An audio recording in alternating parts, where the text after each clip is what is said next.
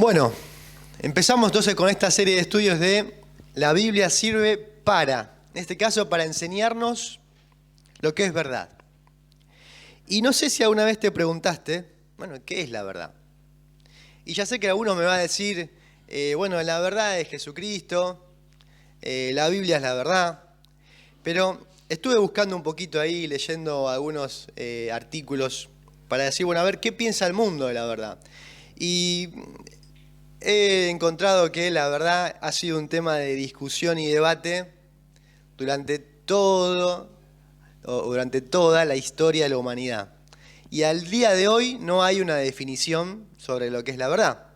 La filosofía dice que la verdad es la correspondencia entre lo que se cree o se afirma y la realidad objetiva. Es decir, yo digo hoy es domingo, es de día, y ustedes van a decir, sí, es cierto. Si yo digo hoy es martes y es de noche, ¿qué van a decir? No. Bueno, eso es una de las definiciones de la verdad. Hay otras definiciones, otras perspectivas. Por ejemplo, está los que sostienen como una definición realista, que es la que acabo de decir. Están los que sostienen una definición relativa en cuanto a la verdad, ¿sí? Es decir, la verdad depende de cada individuo, depende del lugar donde estás, ¿sí? Depende de tu cultura, ¿sí? También está la verdad subjetiva, que creo que entre todo lo que leía, digo, es la verdad de la sociedad de hoy, la verdad subjetiva. Es esa verdad en la que se dice que algo es verdad por la experiencia, ¿no? Entonces, sin meterme y hablar del tema de la identidad de género, cuando hablamos de este tema decimos que una persona se siente ser algo que puede ser correcto con su, por ejemplo, con su sexo, puede decir que es hombre, o puede decir que es mujer, y me puse a leer la cantidad de tipos de identidad de géneros que hay un montón, encontré como 18, algunos ni los conocía. Pero es esa autopercepción en la que yo puedo decir, esta es mi verdad, ¿sí? Yo puedo autopercibirme así y para mí es la verdad, yo la experimento así. Entonces la verdad pasa a ser subjetiva, vos no me la podés discutir, es mi verdad. Y cuando empezamos a meternos en este asunto, la verdad, bueno, también leía un artículo del diario Telam que salió ya hace un tiempo, un filósofo argentino que se llama Darío. Darío es un apellido muy raro, bueno, no lo puedo decir. Pero él decía, en una nota que hizo en este diario, decía, sabemos que la verdad no existe, pero no hacemos otra cosa que buscarla. Él afirmaba, ¿no? Como filósofo decía, la verdad no existe, pero no hacemos otra cosa que buscar la verdad. Ahora, esta definición de que la verdad no existe, es justamente lo que el mundo nos quiere vender. Que la verdad la puedo yo armar a medida, ¿no? Que la verdad la podés armar vos en tu corazón, que la verdad la puedo armar yo en mi corazón, y que yo puedo armar la definición de la verdad, de cuál es mi verdad. O en todo caso la verdad no existe. Y la verdad que vos quieras decir, cualquier persona te la puede discutir. Entonces, pensando en esto, Jesucristo ahí en el libro de Juan, capítulo 17, versículo 17, dijo, santifícalos en tu verdad, tu palabra es verdad. Ahora te hago una pregunta. ¿Alguna vez te cuestionaste si eso es cierto? ¿Cuántos se cuestionaron si ese versículo era cierto? ¿Cuántos se cuestionaron si este libro es cierto? Porque vamos a leer ahora en Timoteo, en 2 Timoteo 3:16, Pablo, escribiéndole a Timoteo, le dice, toda la escritura es inspirada por Dios y útil para... Está bien, lo dice la Biblia, pero te hago una pregunta, ¿alguna vez te lo cuestionaste? ¿Alguna vez dijiste, pará? Yo creo lo que dice la Biblia porque toda mi vida fui a la iglesia. Creo lo que dice la palabra de Dios porque fue lo que me enseñaron mis padres desde chiquito. Creo que la palabra de Dios es la palabra de Dios porque así lo aprendí, porque una vez alguien me predicó en la calle y lo creí. Pero ¿alguna vez indagaste acerca de la palabra de Dios? Dice ahí en el libro de Hechos que Pablo había ido a Tesalónica a predicar el Evangelio, en el capítulo 11, y los judíos que no querían que predicara, la gente que no quería que predicara, fueron hasta allá y los sacaron. Pablo y Silas tuvieron que huir, se fueron a una ciudad, a otra ciudad, que se llama, se me fue el nombre, Se fueron a una ciudad que estaba cerca. Y en esa ciudad dice que empezaron a predicar el Evangelio igual. ¿Y qué pasó? Dice que la gente de esa ciudad que recibió el Evangelio, dice que empezó a escudriñar la Escritura.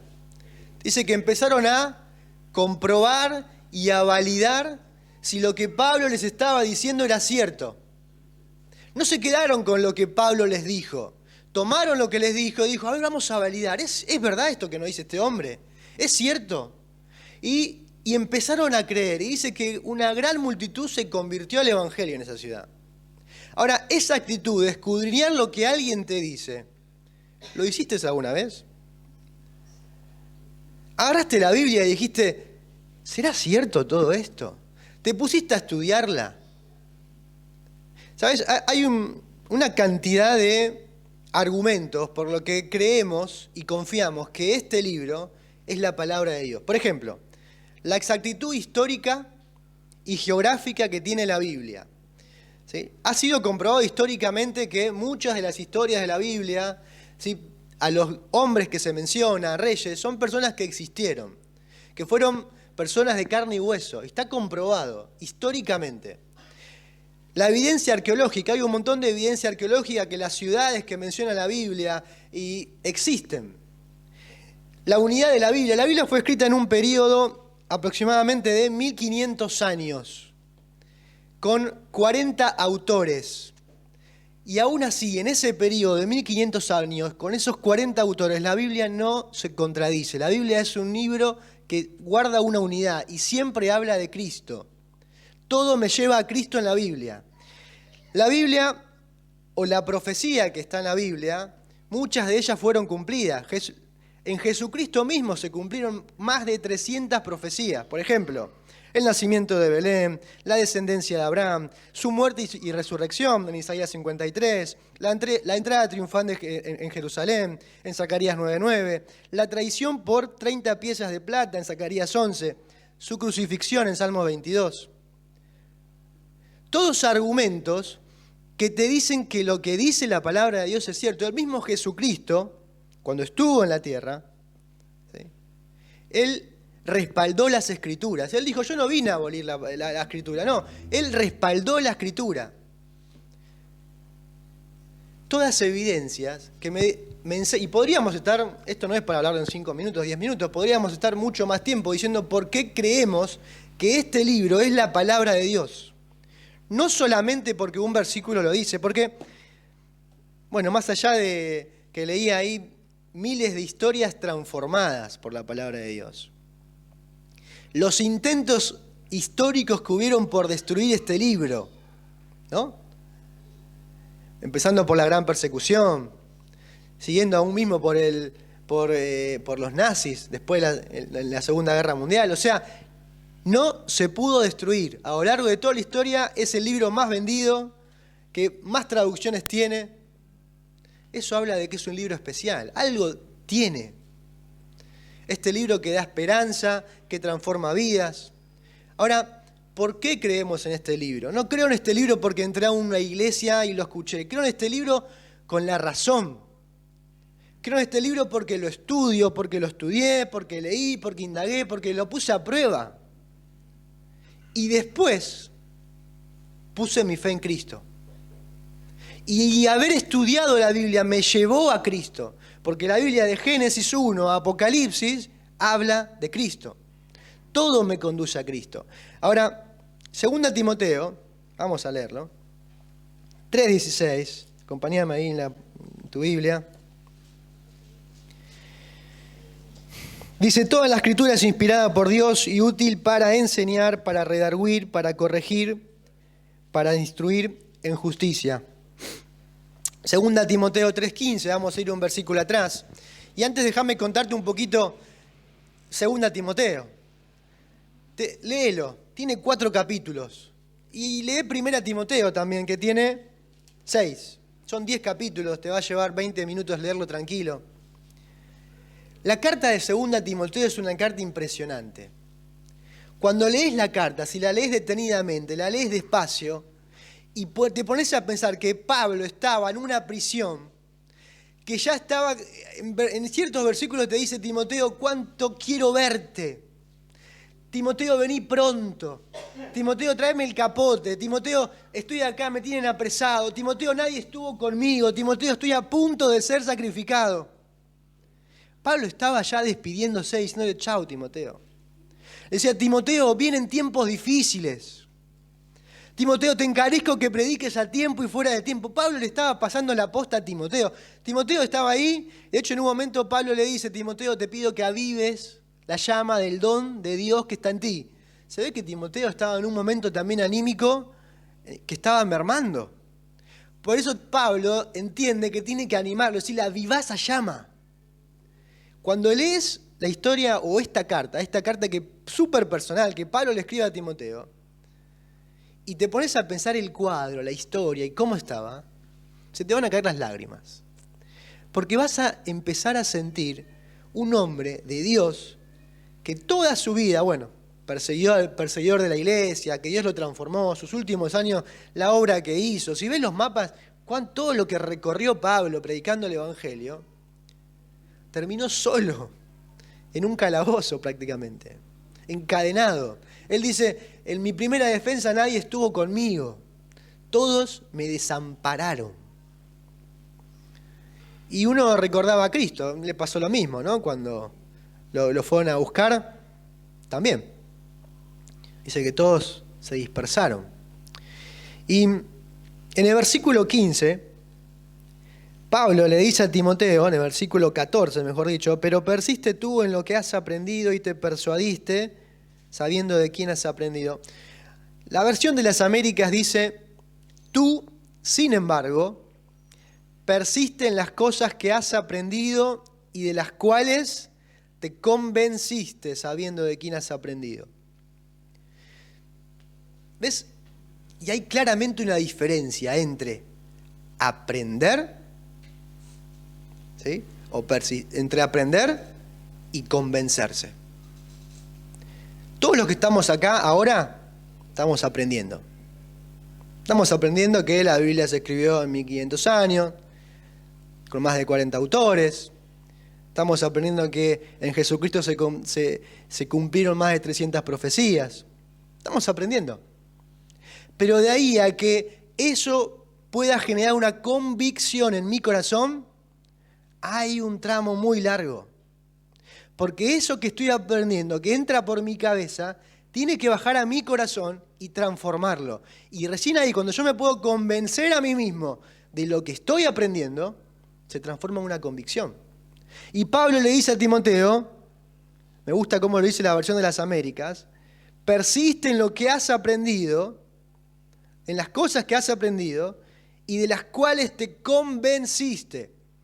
Y ese es el deseo de mi corazón en esta mañana. Que no solo aprendamos o escuchemos, que nos podamos ir de acá convencidos de la palabra de Dios. De que esta es la palabra de Dios y que la palabra de Dios nos enseña la verdad. Y me gustaría que veamos algunos aspectos de la verdad que nos enseña la palabra de Dios. ¿Sí?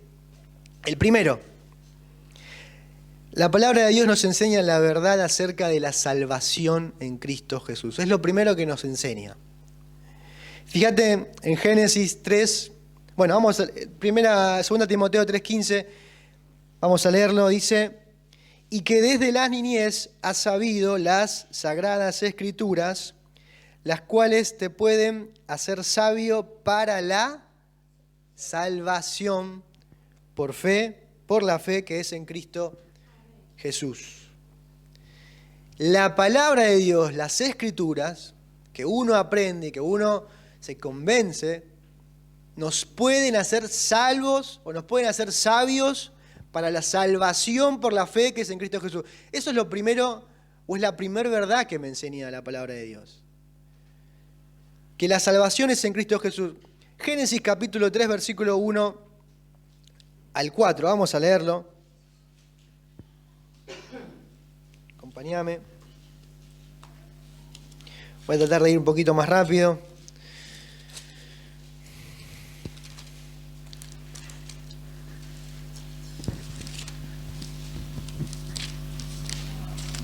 Génesis, no encuentro el libro de Génesis. No. Capítulo 3, versículo 1 al 4 dice: pero la serpiente era astuta más que todos los animales del campo que Jehová Dios había hecho, la cual dijo a la mujer: con que Dios os ha dicho, no comáis de todo árbol del huerto. Y la mujer respondió a la serpiente: del fruto de los árboles del huerto podemos comer, pero del fruto del árbol que está en medio del huerto, dijo Dios, no comeréis de él, ni le tocaréis, para que no muráis. Entonces la serpiente dijo a la mujer: no moriréis. Y acá, en Génesis capítulo 3, en el principio de la creación de la historia, Adán, Eva, Dios y la serpiente, la palabra de Dios era atacada. Ya en el comienzo de la historia, la palabra de Dios estaba siendo atacada por el mismísimo Satanás. Así que Dios te dijo: no vas a morir. ¿Ves? Y ya empezaba el diablo a atacar la palabra de Dios. Sin ir muy lejos, años después, cuando Jesucristo está en la tierra, Mateo capítulo 4, con la tentación ahí en el desierto, ¿qué sucede? Jesús es tentado, y el diablo, ¿qué le dice? Le dice: no, pero si tenés hambre, convertí la piedra en pan. No, y Jesús le responde con la palabra de Dios: y no, pero si venía al templo y si te tirás, Dios te va a mandar los ángeles. No, escrito está, no vas a tentar al Señor tu Dios. No solo tenía el tupé de atacar la palabra de Dios, sino que al mismísimo Jesucristo iba y lo quería como pensar que no sé, yo le digo el capítulo y digo, capaz que pensaba que lo podía confundir. Capaz que lo agarraba medio desprevisto y decía: bueno, no se va a dar cuenta, estoy usando la Biblia para... Y Jesucristo diciéndole: no. Y esa justamente es la estrategia del enemigo, ¿no? Él ataca la palabra de Dios, pero lo que más sabe hacer es confundir la palabra de Dios. Es llevarme a que yo la malinterprete y que yo le ponga mi interpretación subjetiva, a mi conveniencia. Muchas veces, ¿no? Ahora, esa es la estrategia del enemigo. La Biblia dice que la paga del pecado es la muerte. La Biblia dice que el pecado me separa de Dios. La palabra de Dios dice que Cristo, o Dios, tuvo que mandar a Cristo a que muera en la cruz por cada uno de nosotros para salvarnos, para hacer algo que la humanidad no podía hacer, que era redimirnos, que era rescatarnos, que era sacarnos de ese lugar de esclavitud en el pecado en el que nos habíamos metido solitos. Dios tuvo que mandar a Cristo. Y esto me enseña la Biblia. Desde Génesis 1, cuando Adán y Eva pecan, Dios tiene que hacer un sacrificio para poder vestirlos. Dice que los viste de pieles. Y durante todo el Antiguo Testamento vas a ver ese ritual, esa ceremonia de sacrificios para poder, ¿qué? Cubrir el pecado. Hasta que viene Cristo, y Cristo no cubre el pecado, Cristo lo saca, Cristo lo quita del medio. Cristo hace de una vez y por todas lo que miles de sacrificios y miles de sacerdotes no pudieron hacer, que era quitar esa división entre nosotros y Dios. Cristo, solamente Cristo. Solamente este libro, no hay otro libro.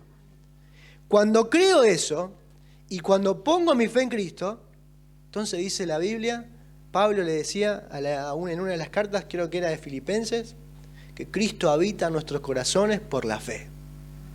¿Cuándo? Cuando pongo mi fe en este libro. Y si pongo mi fe en este libro, pongo mi fe en Cristo. Porque Cristo es central en este libro. No puedo tener este libro sin Cristo y no puedo tener a Cristo sin este libro. Este libro es central porque Cristo respaldó este libro. Pablo decía que toda la Escritura es inspirada por Dios. Primera Pedro también dice lo mismo. Ahora, ¿Sabés qué es lo más lindo? Que la palabra de Dios puede salvar mi alma. La puede redimir, la puede quitar de ese mercado de esclavos. Pero no solamente puede salvar mi alma. Él tiene poder para sanar mi alma. Él, después de que me salva, también me puede sanar.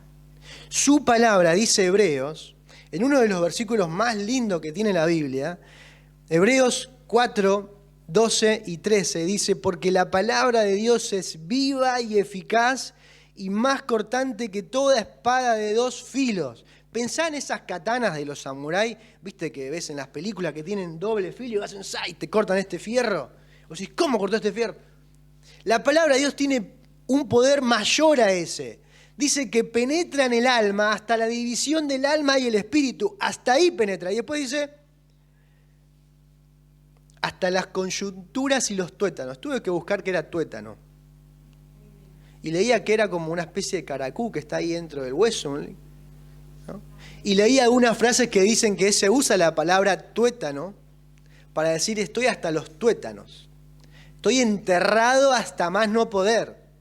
Y es hasta ahí hasta donde llega la palabra de Dios.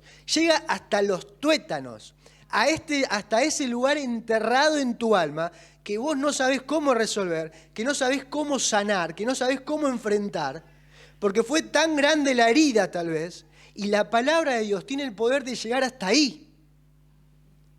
Ahora, si yo creo en la palabra de Dios, no tengo por qué dudar de ese poder, porque lo dice la Biblia. Y lo primero que debería hacer es ir a la palabra de Dios. Porque acá, en este libro, están todas las respuestas para mi vida. Todas. Este libro es el que 2 Timoteo 3:16 dice que es útil para enseñar, para redarguir, para instruir. Y no me voy a meter con los otros temas porque van a predicarlas en las semanas que vienen. Pero es útil para equiparnos para toda buena obra. Este libro es útil para vivir. Y antes de tener que ir a buscar el consejo en cualquier persona de este mundo, debería ir a buscar el consejo en la palabra de Dios. Porque para eso está. Pero para buscar el consejo de la palabra de Dios tengo que pagar un precio. ¿Saben cuál es? Sentarme y leerla. Apartar un tiempo para sentarme, leerla y meditarla. Apartar un tiempo para sentarme, leerla, meditarla y estudiarla. Por eso Proverbios dice, compra la verdad y no la vendas. Porque la verdad tiene un precio que tengo que pagar para comprarlo. No es un precio para comprar la salvación, es para comprar o es para poder obtener todo eso que está profundo, escondido en la Biblia, que a veces en la primera lectura no lo puedo entender. Tiene un precio de estar sentado, tiene un precio de leerlo, tiene un precio de hacerlo un hábito. Por eso, vuelvo a repetir, lo único que necesitamos para nuestra salvación del alma y para poder solucionar cualquier problema del alma es la palabra de Dios.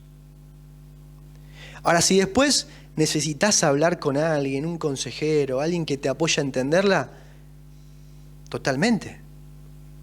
Por eso cuando iba ahí, cuando Dios toma a Felipe y lo lleva al etíope, ¿no? Que él dice, estoy leyendo pero no entiendo, ¿y cómo voy a entender si nadie me enseña? Y el Espíritu toma a Felipe, lo pone al lado y él le enseña. Y él le explica la palabra de Dios, pero él le explicó la palabra de Dios. Y la palabra de Dios hizo la obra en él, se creyó en Cristo, lo tomó y lo bautizó y volvió una persona transformada. Ahora, pero es la palabra de Dios la que nos conduce, primero, o la que nos enseña la salvación, y en segundo lugar, ya avanzando, porque podríamos decir muchas cosas más, pero vamos a avanzar, esperen que se me perdió todo.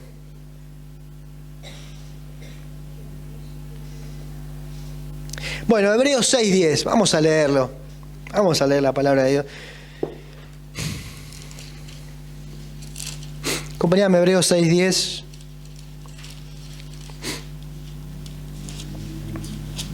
una más. Dice Hebreos 6:10, del 10 al 20, o al 18, dice: porque Dios no es injusto para olvidar vuestra obra y el trabajo de amor que habéis mostrado hacia su nombre, habiendo servido a los santos y sirviéndolos aún. No, perdón, Hebreos 6:14. Dice, diciendo, de cierto te bendeciré con abundancia y te multiplicaré grandemente. Esto fue una promesa que le hizo Dios a Abraham. En el versículo 13 se puede leer, dice, por cuando Dios hizo la promesa a Abraham, no pudiendo jurar por otro mayor, juró por sí mismo, diciendo, de cierto te bendeciré con abundancia y te multiplicaré grandemente. Y habiendo esperado con paciencia, alcanzó la promesa, porque los hombres ciertamente juran por uno mayor que ellos, y para ellos el fin de toda controversia es el juramento para confirmación, por lo cual, queriendo Dios mostrar más abundantemente a los herederos de la promesa la inmutabilidad de su consejo, interpuso juramento. Y acá viene el versículo 18, para que por dos cosas inmutables, en las cuales es imposible que Dios mienta, tengamos un fortísimo consuelo los que hemos acudido para asirnos de la esperanza puesta delante de nosotros, la cual tenemos como segura y firme ancla del alma. Y a eso quería llegar. Perdone que tuvimos que leer varios versículos para entender el contexto. Dos cosas inmutables: la palabra de Dios y el juramento de Dios. Dos cosas que no pueden cambiar, que se transforman ¿en qué? En el ancla de mi alma, en esa esperanza de la cual dice que yo me puedo asir, me puedo tomar, y que me va a ayudar a que ante una tormenta, ante cualquier situación, yo pueda estar firme, anclado, como un barco que tira el ancla. ¿Para qué? Para que las olas no lo muevan. Ese ancla es la palabra de Dios. No hay otro ancla, no la busques en otro lado, es este libro. ¿Querés conocerlo? Léelo. No te lo podemos transmitir por ósmosis, hay que leerlo. Escuchalo si querés. Escuchalo cuando vas manejando, escuchalo con los auriculares, léelo, mirá una película, indagá. Este libro se puede convertir en ese ancla de tu alma. ¿Para qué?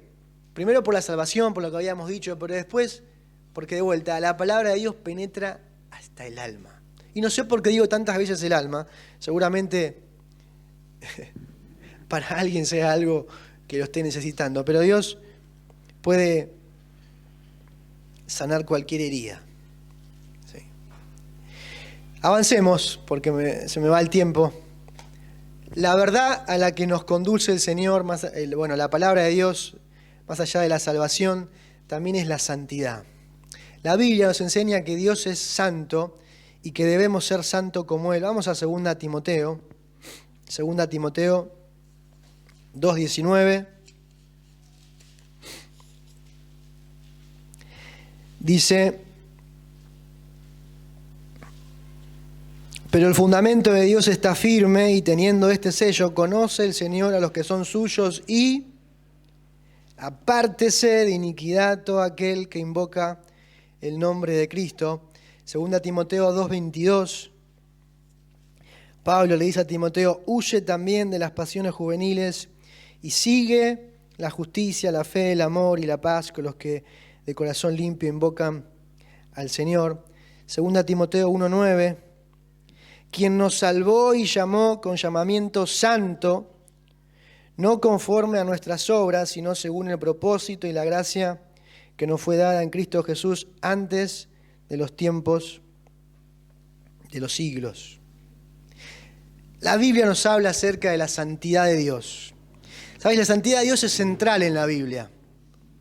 Primero sucede la salvación, pero después sucede algo que se llama una santidad, ¿sí?, posicional en Cristo que tenemos. Pero después hay una santidad progresiva. Y la Biblia habla de esa santidad. Y esa santidad es un requisito para poder ver a Dios. Mirá lo que dice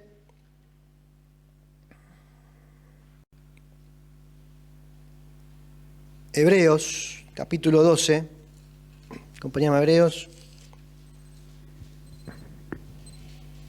Hebreos capítulo 12,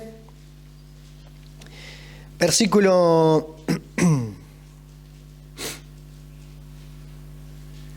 1, vamos a leer del 1 al 3, no, al 4. Por tanto, nosotros también, teniendo en derredor nuestro tan grande nube de testigos, despojémonos de todo peso y del pecado que nos asedia y corramos con paciencia la carrera que tenemos por delante, puestos los ojos en Jesús, el autor y consumador de la fe, el cual por el gozo puesto delante de él sufrió la cruz, menospreciando el oprobio, y se sentó a la diestra del trono de Dios. Considerad aquel que sufrió tal contradicción de pecadores contra sí mismo, para que vuestro ánimo no se canse hasta desmayar. Versículo 4. Porque aún no habéis resistido hasta la sangre, combatiendo contra el pecado. Y Pablo primero pone ahí el ejemplo de corramos con paciencia la carrera de la vida, y acá cambia de deporte, ahora pasa más al boxeo, ¿no? Aún no habéis resistido hasta la sangre combatiendo contra el pecado. Que peleamos, me llenó la cara de dedo, pero estoy parado. Estoy sangrando, pero estoy parado. No me rendí en esa pelea, en esa batalla contra el pecado. Y esa es la santidad, ¿sí?, a la que Pablo y a la que Timoteo hace alusión. Fíjate, ahora sí, Hebreos 12, 14. Seguid la paz con todos y la santidad. ¿Y qué dice? Sin la cual nadie verá al Señor. Sin la cual nadie verá al Señor. ¿Sabes? Si te preguntaste o te preguntás por qué no podés ver al Señor o por qué no puedo ver al Señor en tal cual situación, no digo que estés en pecado. Lo que digo es que pruebes con la santidad. Y quisiera hablar un poquito de eso. La santidad no se trata de tener una aureola acá arriba. La santidad es estar apartado para Cristo. Eso es la santidad. Entendamos bien el concepto de santidad. Santidad no es que vivo sobre maderas para no tocar la tierra contaminada. No, santidad es estar separado para Cristo. Santidad es vivir una vida para Cristo. Santidad es pelear y batallar contra el pecado. Hasta sangrar. ¿Qué quiere decir? Que me pegó un montón de veces, pero acá estoy batallando contra el pecado. Acá estoy peleando contra el pecado. Eso es santidad. Ahora, otro versículo, Salmo 22, 3, 4, dice: ¿Quién subirá al monte de Jehová? ¿Y quién estará en su lugar santo? El limpio de manos y de puro corazón, el que no ha elevado su alma a cosas vanas ni jurado con engaño. ¿Quién subirá al monte de Jehová? Subir al monte de Jehová tiene otro precio, así como comprar la verdad. Tiene otra, es otro nivel, ¿no? Subir el monte. Yo estuve en el sur, ahí corrimos, caminamos un poco y hice un par de subí un poquito y estaba saturado, me cansaba, me costaba subir. Imagínate lo que es subir el monte, porque digo, allá arriba está Cristo, quiero ir a Cristo, quiero ir a Dios, tengo que subir el monte, tengo que pagar un precio. Voy a tener que empezar a subir, voy a tener que empezar a ejercitar y me voy a raspar, porque a veces en el monte hay espinos, te raspás, te duele, te cansás, que tenés sed y seguís subiendo. Eso es buscar la santidad, es seguir subiendo y seguir creciendo para llegar ¿a qué? A la medida de la plenitud, decía Pablo, de la estatura de Cristo. Eso es buscar la santidad. Segunda Timoteo 2, volvamos a Segunda Timoteo, o me estoy adelantando. No, vamos a pasar al último punto para ya terminar. La verdad de Dios nos conduce, ¿sí? La palabra de Dios nos enseña la verdad del servicio. Nos enseña la verdad de la salvación, la verdad de la santidad y la verdad del servicio. Ahora, acompáñame a leer 2 Timoteo 2, 20, 21.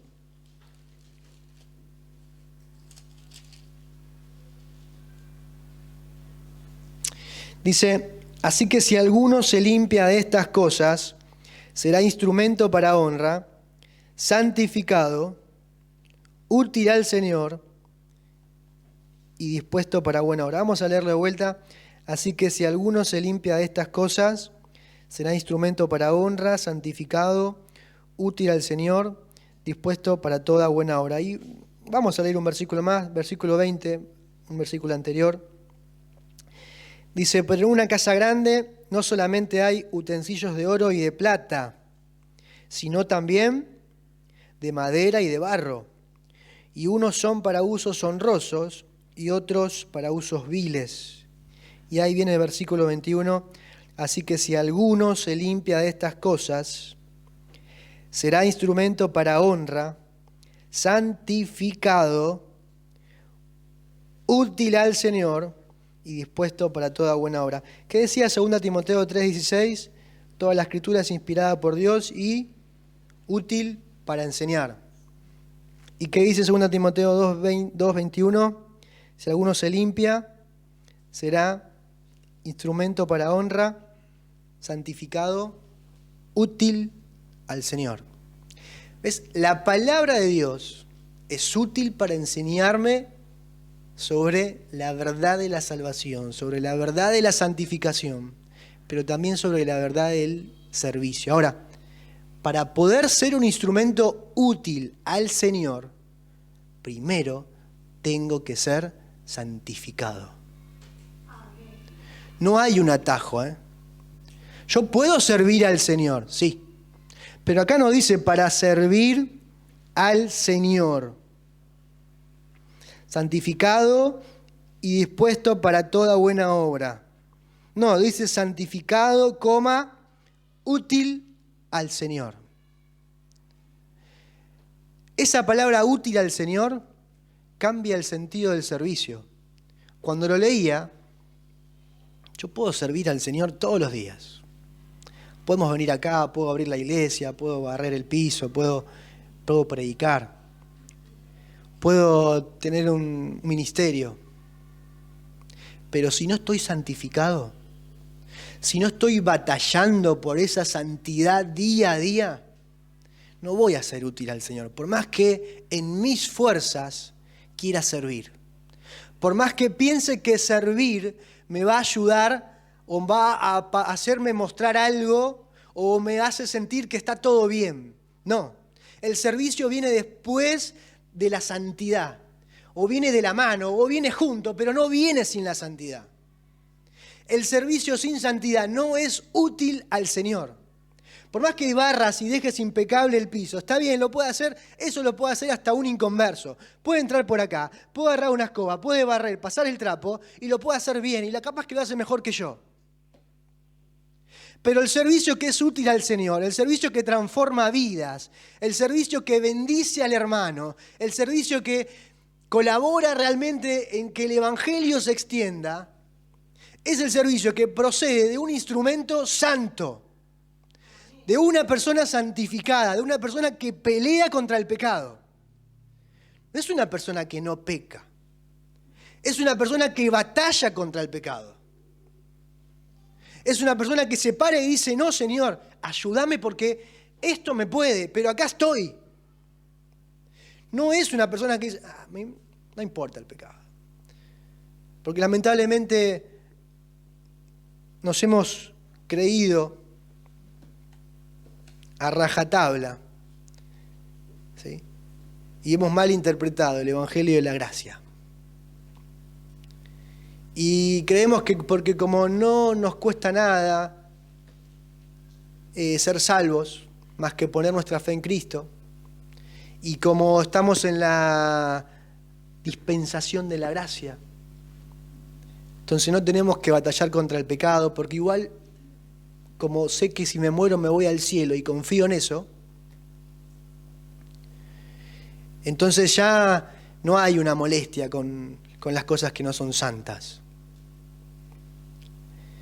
Y el deseo de nuestro corazón o de mi corazón en esta mañana es poder tener a este libro como central en mi vida, como central en la iglesia. Hay un versículo que cuando lo leía también me cacheteó, podríamos decir. 1 Timoteo 3:15 dice, pero en caso que me tarde, le escribía Pablo a Timoteo, Te escribo para que sepas cómo debe conducirse uno en la casa de Dios, que es la iglesia del Dios vivo, columna y sostén de la verdad. Esta iglesia tiene que ser columna y sostén de la verdad.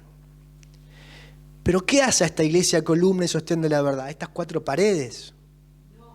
No. Vos y yo hacemos que esta iglesia sea columna y sostén de la verdad. Cuando defendemos lo que dice la Biblia, cuando creemos lo que dice la Biblia, cuando nos asimos de la palabra de Dios, cuando ponemos nuestra fe y nuestra esperanza solamente en la palabra de Dios. Ahí, cuando la defendemos, esta iglesia puede ser columna y sostén de la verdad. Y ese es el llamado de Dios para la iglesia. Ese es el propósito o el deseo de Dios para la iglesia en Floresta, que seamos una columna y sostén de la verdad en medio de una sociedad que dice que la verdad no existe.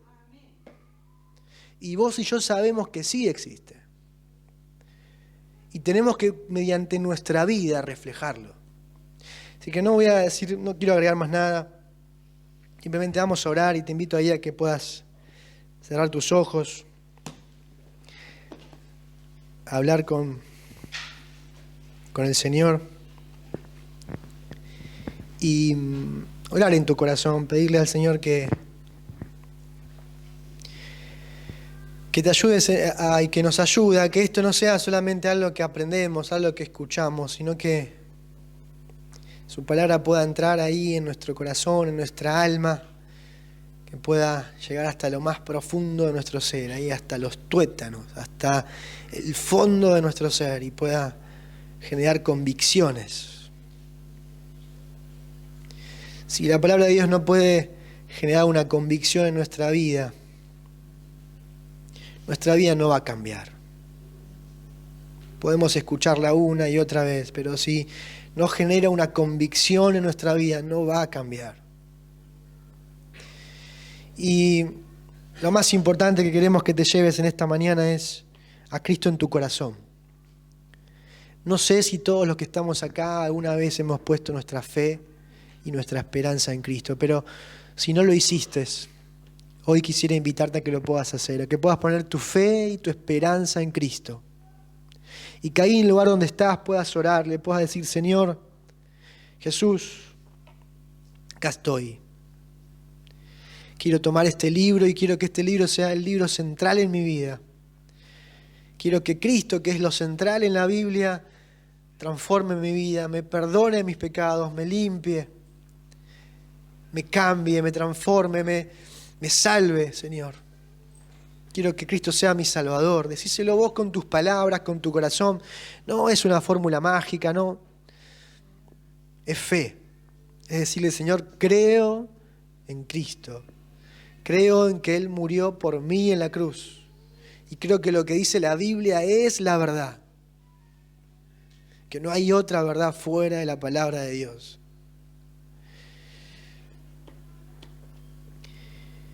Vamos a orar, vamos a terminar orando y pedirle al Señor que pueda ayudarnos a pensar en esto en la semana y que Él lo pueda aplicar a nuestros corazones según la necesidad de cada uno. Padre, te agradecemos, Señor, por este tiempo, gracias por poder abrir tu palabra. Dios, ayúdanos a que ella pueda ser lo central en nuestra vida. Ayúdanos a que podamos leerla, Señor, en la semana, que podamos estudiarla, meditarla. Que podamos darnos cuenta de que sin tu palabra, Señor, en nuestra vida no somos nada. Que la forma en la que tú nos hablas es por tu palabra. Y que si no la abrimos, Señor, no vamos a entender todas las cosas que nos quieres decir, que nos quieres regalar. No vamos a poder disfrutar de esa santidad, Señor, que se puede disfrutar cuando estamos en tu presencia, Señor, cuando estamos orando, cuando estamos leyendo. Ayúdanos a poder entenderlo, que tu Espíritu Santo haga una obra en la vida de cada uno de nosotros y genere ese deseo, que avive ese deseo de poder leer tu palabra, Señor. que es la que va a transformar nuestra vida y nuestros corazones. Gracias por Cristo, gracias por su salvación, gracias por su amor, porque Él murió por nosotros. Y gracias porque todo es posible por Él, Señor. En el nombre de Jesús oramos. Amén.